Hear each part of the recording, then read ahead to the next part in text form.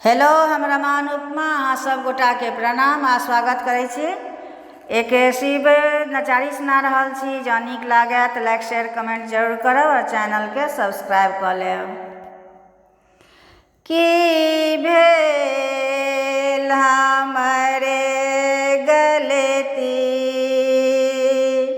अहाँ बिसरि गेलहुँ बाबा। की भेल हमरे गलती अहाँ बिसरि गेलहुँ बाबा। बचपन सँ मतीने छी हम पापी अधम बाबा। बचपन सँ मतीने छी हम पापी अधम बाबा। परिचित पुत्र अहींके अहाँ माफ करू बाबा। नहीं जानी जप तप मंत्र, नहीं जानी यज्ञ पूजा,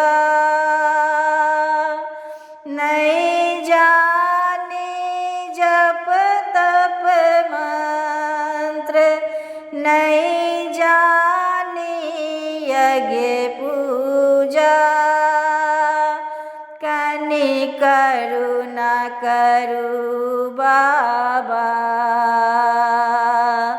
हम एलहुँ शरण बाबा। कनि करुणा करू बाबा, हम एलहुँ शरण बाबा। हमरा नहीं कियो आन, सब आस अहीं पर बाबा। हमरा नहीं कियो आन, सब आस अहीं पर बाबा। एक आस भरोस हमर परम पिता बाबा। एक आस भरोस हमर परम पिता बाबा। की भेल हमरे गलती अहाँ बिसरि गेलहुँ बाबा।